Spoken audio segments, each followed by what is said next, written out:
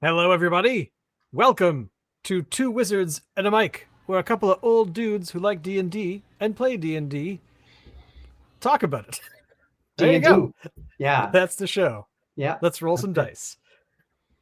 My name is Shane, And I am Andrew.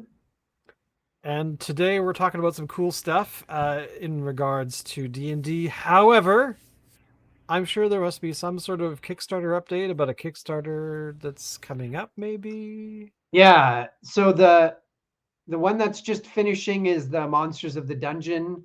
So everybody should have their PDF of the book that's finished. Now we're working on getting the printed books, and the copy is on the way to us, the proof of the printed book, so we can make sure that everything is fine. And Right on. there's also, though, a deadline for getting orders in for books before the holidays. And those two things are starting to meet because the book hasn't shipped to us yet. So we're hoping it gets here soon and there's no issues and we can start shipping and get some books out before Christmas. But I don't think we'll be able to get all of them out. So some of them will be shipping in January. And then the new Kickstarter, we're almost ready. It's probably going to be 2 more weeks.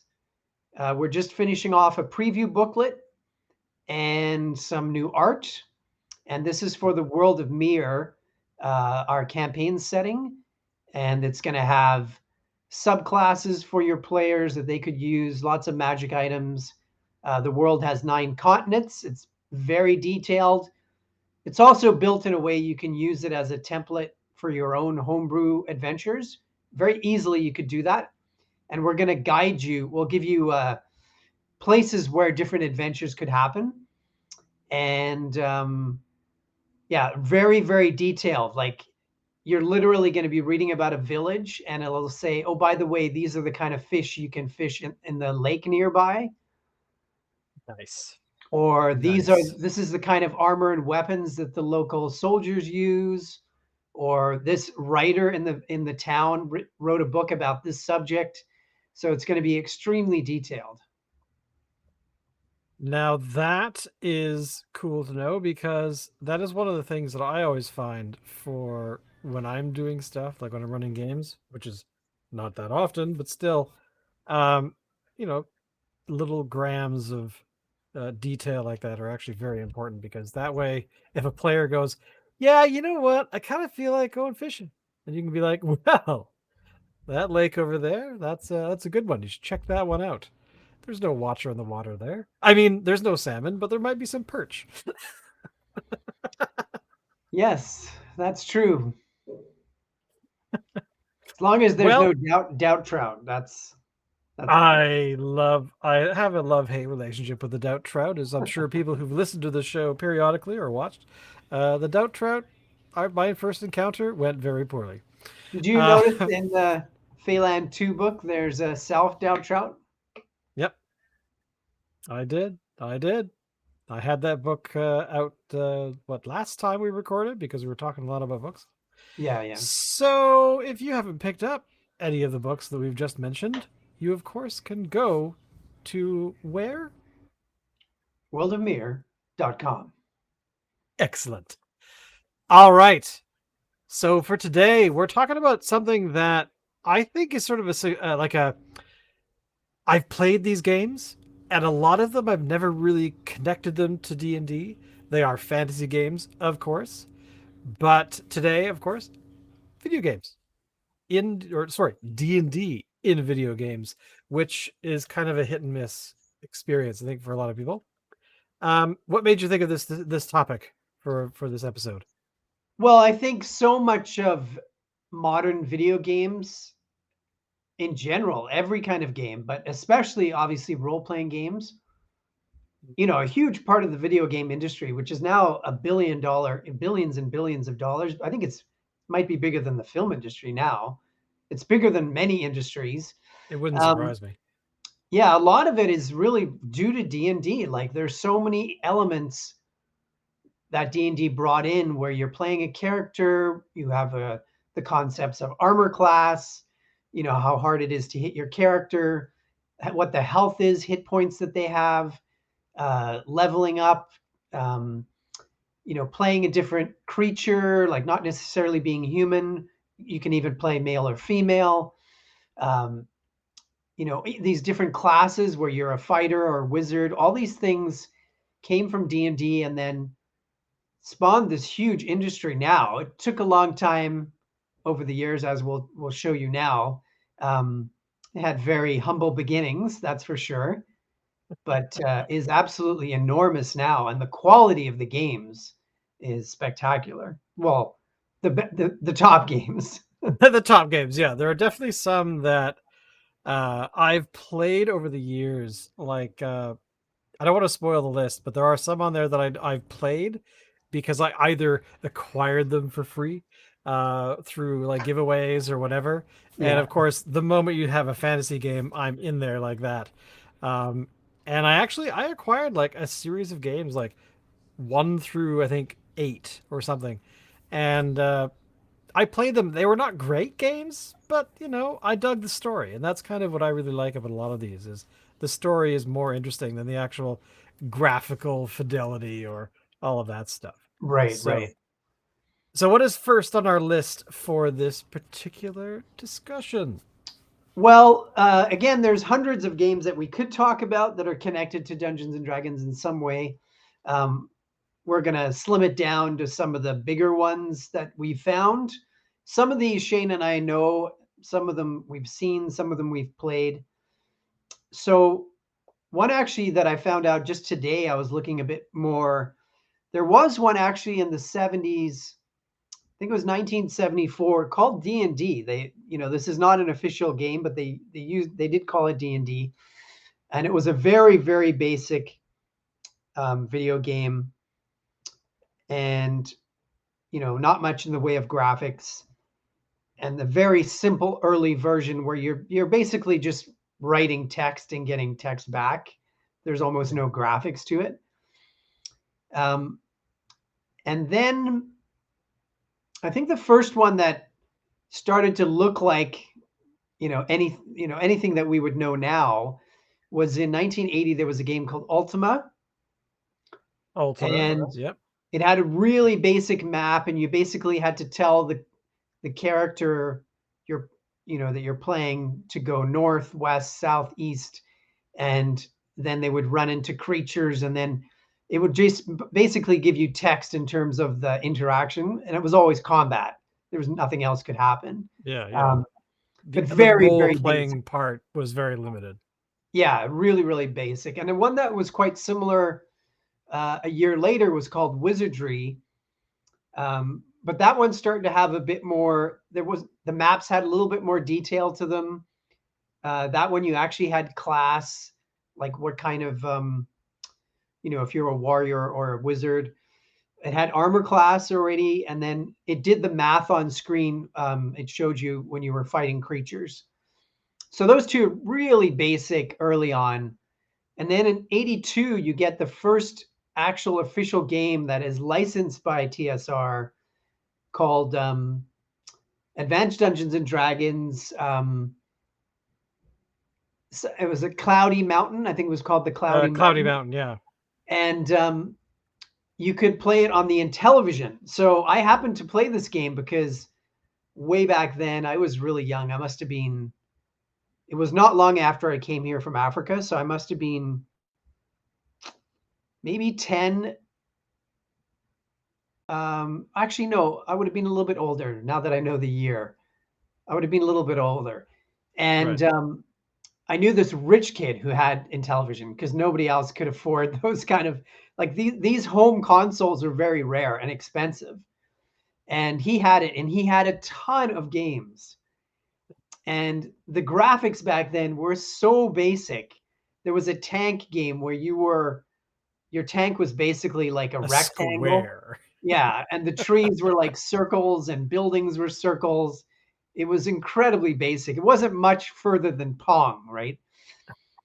And this That's so D&D true. game was really basic too. Cloudy Mountain, you had a map of the wilderness.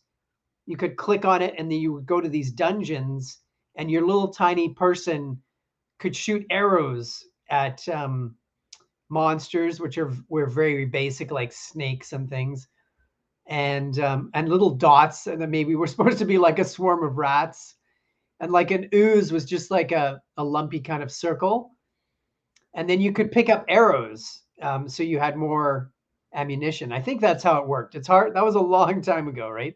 So, but that was the first proper one where it had this amazing cover, and you know, Just trying to find it here. yeah, the cover looked nothing like the game, right? Like this amazing art, and then you get the game, and everything is, geometric shapes, right? But we loved it. We thought it was amazing because you know, you have to, everything's relative, right? So these were the first video games.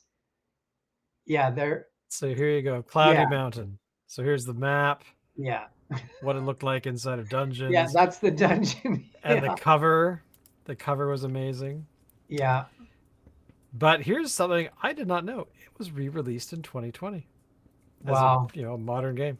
Who knew? wow, wow. But that was the best part about a lot of these games back then, was that you only had uh, a certain amount of you know interaction with the game, because at that time for a lot of those gaming systems there was just a joystick and a button. Hmm. Maybe if you were lucky with Intellivision, I think Intellivision had, didn't it have like It a turny knob thing Yeah, it somewhere, had like, more like it had a keypad kind of thing, and yeah, yeah, a little thing you could turn your character around. So it started to get a little bit more involved.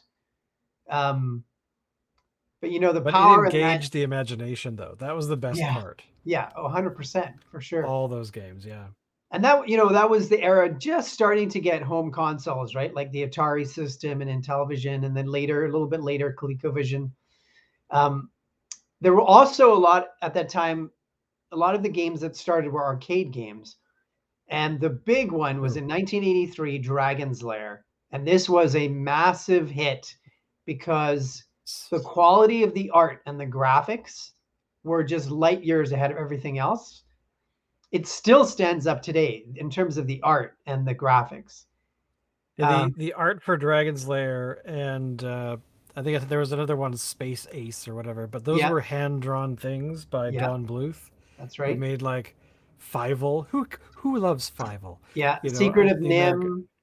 Yeah, Um, exactly. All those yeah, really he did amazing. tons of movies back then. And Dragon's Lair, people would just spend, quarter after quarter after quarter because it was very difficult. Actually, you had to be very quick. You go through this castle basically, and it's the classic fantasy adventure. You have to go rescue a princess who's trapped in the castle, and you have to go through all these traps. And then at the end, there's a big monster there, which in this case is a dragon. I'm sure a spoiler alert from 1983 is fine. Um, and you had to be very quick and very, people weren't used to that kind of game in general. So most people I know didn't get too far, including me. Yeah, I was terrible. I Yeah, actually, it wasn't until after the advent of YouTube where you can actually watch the whole thing now. yeah, I mean, I had an idea. I mean, the scariest thing I ever experienced in that game was when the spider latches onto his face in one of the death scenes. Oh my yeah, god! People around me who are arachnophobes were like, ah. yeah, But yeah. yeah, it was difficult but fun, It and was I'm so so much fun. glad I It was able was to see such the a whole big thing. deal. Like, obviously we didn't have the internet. News didn't spread like it does now, and information, but it was just word of mouth. That game just spread across North America, probably in Europe too, but all I know is the US and Canada as far as that goes. Yeah. Huge game. Like Shane said, you can watch the whole thing on YouTube now. There was another release later on, another version. Um, yeah, spectacular and definitely inspired 100% by D&D. And it's quite as similar to the Tomb of Horrors, the classic module, classic adventure. Yeah. 3 years later, we get a very popular franchise beginning called The Legend of Zelda. So I Which know a is lot still of going, younger, I hear. Isn't it? yeah. The Legend of Zelda Well, still and I going? know people maybe 10 years younger than me that they kind of grew up with it. Um, To me, it's similar to Final Fantasy, which was around the same time. The original Final Fantasy might have been just a little bit ahead of this, but it was sort of a Pac-Man type map, fairly basic, but better than the original maps. Yeah, And the text again shows you options, and you're moving this little character around. To me, it's very childlike, and totally different than, for example, Dragon's Lair was much more realistic, and it was very much made for kids. Where now these days, a lot of these popular games are made for everybody, and a lot of yeah, adults play them. Back then, this was 100% for kids. I can't see like this was, I was already I was already past any kind of video games that I was into at this point. And if I'd right. found this kind of game, I wouldn't have been interested. Um, but it was very popular. And like we said, spawned big franchises. Zelda and Final Fantasy still going. Well, yeah, around that time as well, you had things like Questron, you had things like Bard's Tale, which you and I were chatting about a bit beforehand. Right. Um, and those are just kind of games that were of the same sort of thing, very basic. Yeah. Questron was a bit more advanced because it was probably 82, 83, um, and it had sort of the walking around a map as a little tiny icon, and then going into a dungeon and having that sort of pseudo 3D experience. And Right. Bard's Tale is kind of the same thing. Bard's Tale started as a text adventure, but evolved over time because people loved it so much that the license kept going. I don't think it's around anymore, but there were a couple sequels at some point. Hmm. But definitely like Zelda, like they had a lot of these games that were able to not necessarily play the D&D rules, but they were able to capture that kind of feeling of playing the game. Right. So it was I kind of do the first know. ones, I guess. Right. I do know from students that I was teaching when I was a teacher that the character in Zelda, he's that little sort of ranger Oh, Link, I think is his Link. Yeah, name. he really captured people's imagination. It was something about that character that from the beginning, even until now, like that character's survived, and a lot of people are drawn to him for some reason. Um, Yeah, then we have a whole new, really level of the game in '94 when Arena comes out from Bethesda. So this starts the Elder Scrolls franchise, and this moves everything to a new level. The main thing that I see, again, I haven't played Arena. I played a couple of the other games later on, but finally, story becomes a big deal. Like they actually care about the story, and they're like, actually, this could be part of a game. The character yeah, creation part suddenly becomes a bigger part. Um, they now have parts of the game where you can buy items, your weapons and your equipment and all these sort of things. The 3D map becomes much better than before, and realistic combat, an engine for that starts to move into the game. So it seems like to me around this time there was a big shift in the game. Video games really moved to another level. it's uh, Pool of Radiance was probably the first time. It was a few years before Right. Arena, but that was sort of the first time that I started getting that feeling. And then Arena, Daggerfall, like I was heavy into the Bethesda games early on Right. because the quality of them was just that good.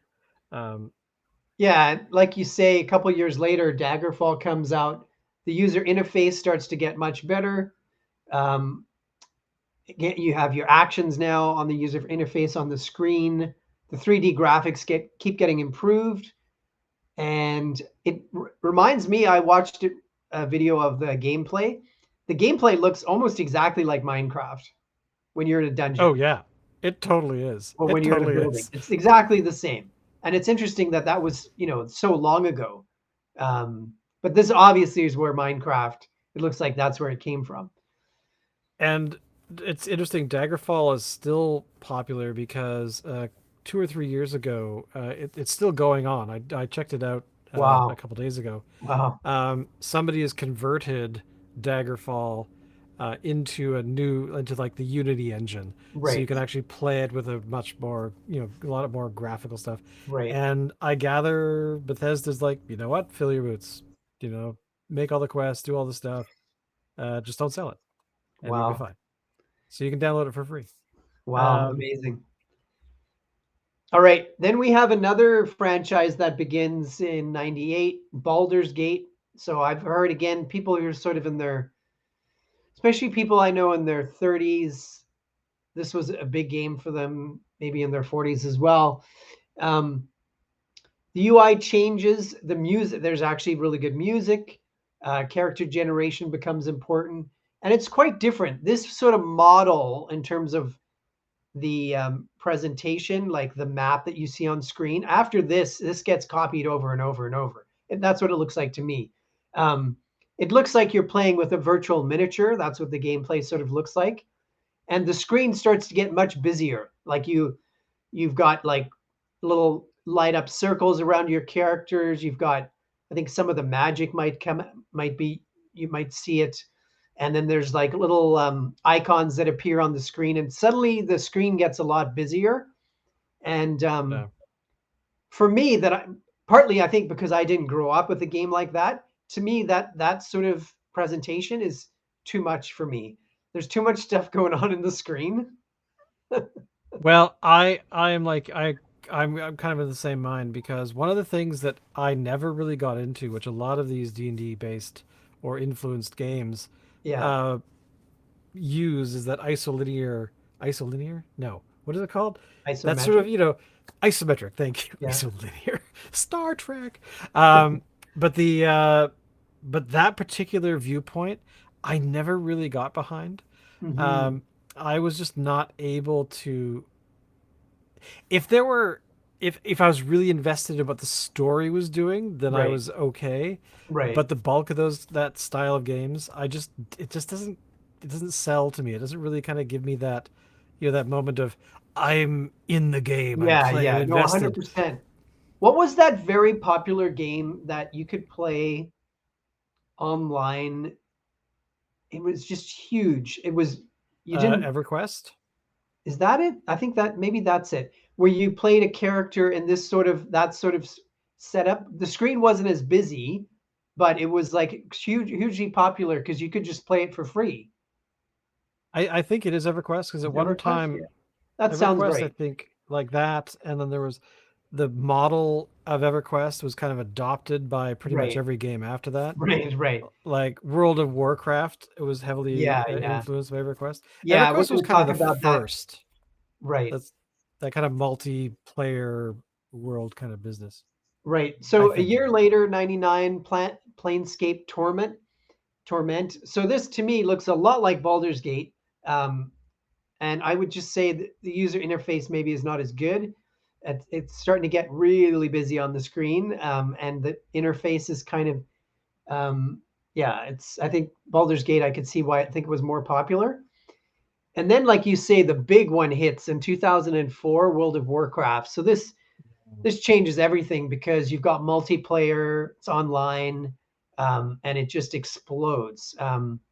I actually have never played it, but I know, Neither have I. really, wow, I I I know a I lot of people who yeah. played it, and I've watched the gameplay. Um, Again, for me, it's too much stuff going on, especially the fact you have multiple players. Um, but again, directly from D&D. I mean, this is D&D 100%. Yeah. It didn't grab me at all. I'm like you, like maybe it's our age, where if there's too much stuff going on Yeah, the screen, it's like, maybe. forget it. I just Yeah. need a health bar, a mana bar, and a sword. I mean, I don't need anything else. Well, like you say, part of it is that map, right? Like to me, that looks like you're playing with miniatures, and Yeah, I true. don't have, like you said, you just don't have the same immersive feel. Um, I do like the games now where, like in Starfield and Skyrim, you can switch back and forth to your viewpoint. Because sometimes it's Yeah. nice to have the first person view, and other times third person. So anyway, it obviously is a massive game, still going. you know, incredible music. And I don't know about the story that much, but obviously, millions of people love it, and it directly goes back to those roots of D&D. A couple years later, the next Elder Scrolls Oblivion comes out. So this one I've played just a little bit, and this is the only one I'm kind of. Oh, did we skip Morrowind? Oh, Morrowind's not in our list. Yeah, I missed it in there. So I should say talk about that one quickly. It was on my written list. I just didn't put it on the printed notes. So Morrowind again builds on Daggerfield. This is much the open world part of it starts to really grow and grow. The graphics and everything just goes up to another notch. And then Oblivion, this one I actually know. I love the start to Oblivion. Like, I don't know if you've seen that. Uh, to Oblivion. Oh, I played Oblivion to death. It Right. it I yeah. So that It I was think they took the story to another level. And yeah, I think there's so many great things about it. It's very realistic, 3D world, open world. There's story and there's detail. The only thing for Oblivion for me is there's something about the music and the voice actors that they chose that the world doesn't actually seem that big. It seems like this, it's very, very, like I like medieval world for fantasy, but this seems like I always feel like I'm just sort of in one medieval town. And um, yeah, there's something about it that keeps it small. I don't know why I get that feeling. And it's sort of a melancholy. There's a sort of a melancholy feel because of the music and the voice actors they chose and the story they chose. I have that sort of tone. Do you know what I mean? well, yeah. I mean, Morrowind was definitely Oh, I'm talking about Oblivion. sorry, sorry, Oblivion, Yeah. because Morrowind. I have Morrowind on the brain because I have something to tell you about that. Oblivion was the whole idea was that you had all of these, um, how shall I say, uh, people that are um, breaking, not people, demons that are breaking Yeah. through, like, because the Yeah. whole idea is you're wandering along and you're talking to people, and then suddenly boom, a large sort of the logo of the game is that big Yeah. sort Yeah. of portal, and it's all about going into hell, essentially a hell dimension, to because I remember to close each portal you had to go into the portal, you had to fight a certain number of people, I keep saying people, demons that Yeah. are lingering around, and then you would defeat sort of a sub boss kind of character, then the portal would close. Right. And as the game progressed, I mean, it was a Yeah. very dark story, Yeah. because the whole universe, I mean, kind of like Morrowind was, it was all about dark elves and that kind of stuff, and Right. they were very kind of, the volcanoes erupting and everyone's Yeah. sad. A The quick thing note I about like about Morrowind is yeah. being redone by Oh, an yeah, open that's source right. community. It's kind That's of right. awesome. They've expanded it to include Yeah. the entire thing. Anyway, sorry, go ahead. Sorry, Yeah, I'm just no, excited now. I did see that. I've seen videos of the people who are putting the Morrowind in the new engine. Yeah, Um, yeah.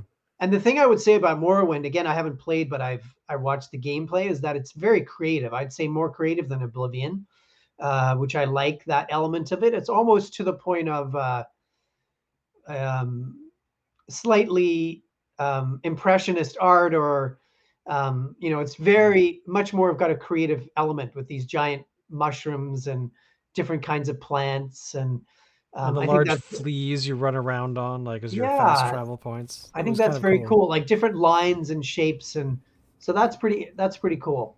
um, 2007, the first Witcher comes out, which again, another big popular franchise. It has the same sort of um, set up as far as the map as Baldur's Gate, as a lot of these games. Um, but they do have some good close up animation as well. The graphics are quite good. 2009, another big franchise that's still going, called Dragon Age. Which I Um, played. I did play this game. right. Uh, this was a good one as well. I liked it.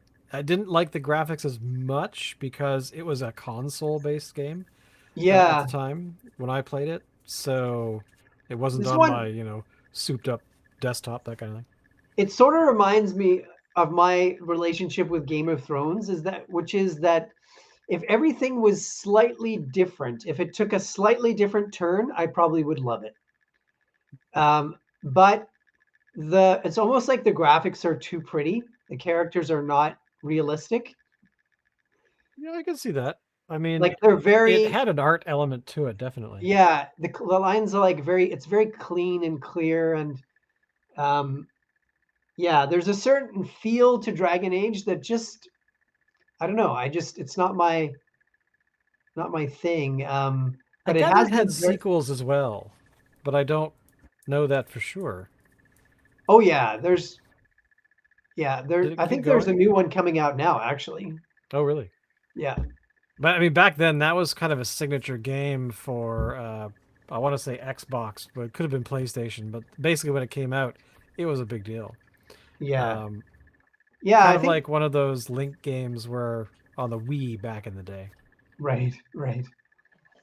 All right. Then we have another very popular um, franchise, Neverwinter Nights, official D&D game, 2009, and I believe again with the Baldur's Gate sort of Yeah, presentation, right?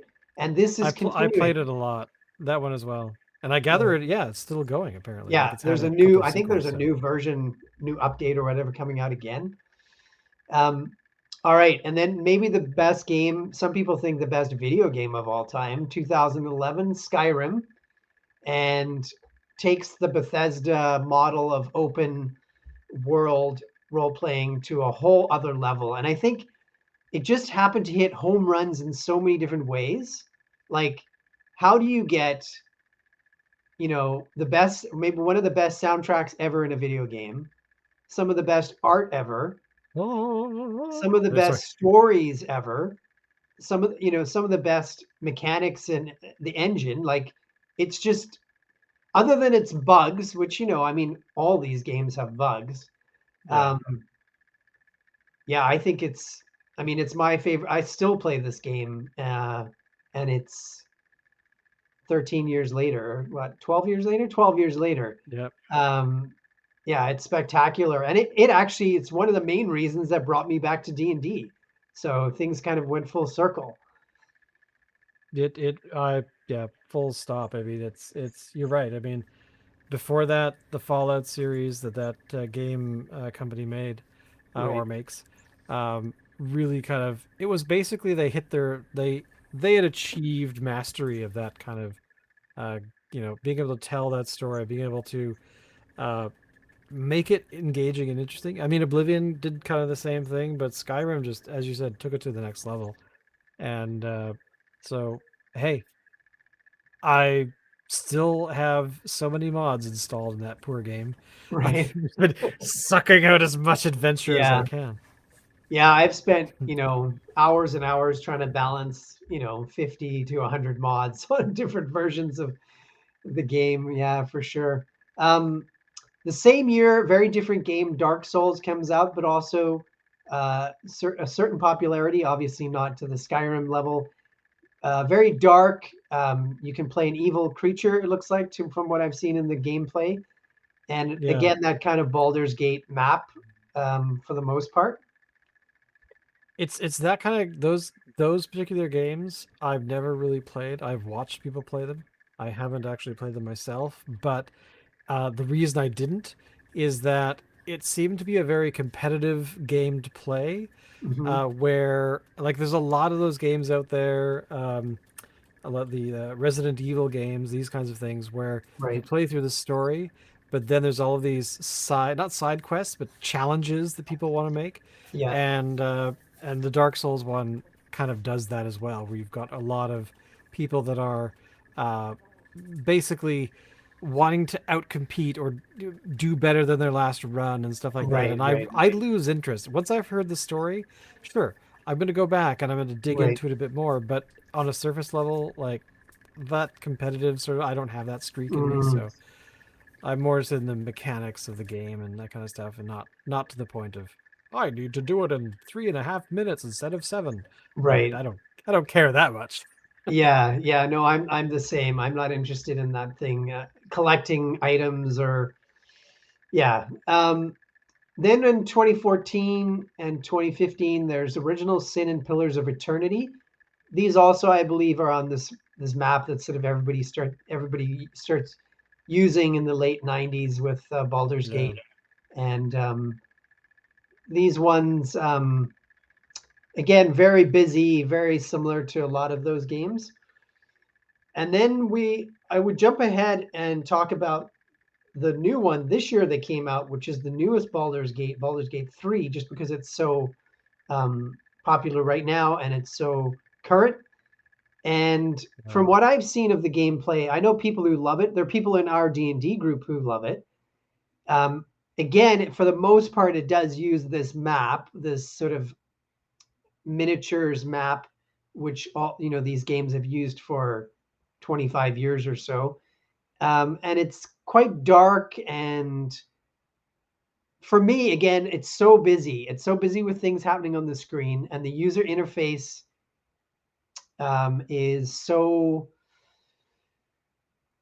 it's just not as clean and simple as my kind of style, but I do know that Yeah. it's incredibly popular. I don't know. What do you know like when I play something like Skyrim or a game Ghost Recon?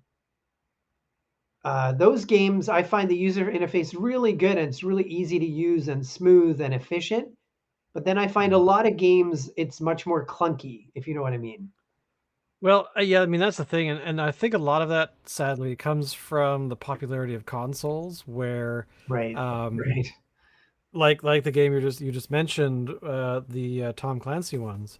Um, I played the first one I ever played was back in the day, like a long time ago. I forgot the title, but then Wildlands came out. I thought, hey, an open world version. Okay, that's interesting. So Mhm. uh, that as well as the follow up to that, which was the what's the oh my lord, the next Ghost Recon. Oh my Oh, lord, my brain. the one where they go into Breakpoint. that. Breakpoint. Right, right, Uh, right. Yeah, but those kinds of games definitely have a lot going for them. But the feature that I like the most is that you can have all of the stuff on your screen, or you hit a button and it all goes away. right, And and I tried playing Warzone, which is kind of in that same ilk. But the problem is, it took me probably a good hour to actually start playing. I right, installed the game, right. I played, I got to the thing, and but I didn't really get past that, and I just decided it took me an hour to get here, and I'm pretty good with computers, and this is how my experience has been. Hmm. Uninstalled, never went back, Hmm. reinstalled Wildlands. So, but yeah, there's all these cool things that are in it that kind of have that D&D esque feel, where you've got a good balance between the third person sort of gameplay, and then you have uh, sort of a lot of the details, a lot of the stuff that kind of makes character building interesting, and then the rest of it doesn't get in the way. It just lets you play the game, even if you're playing it wrong.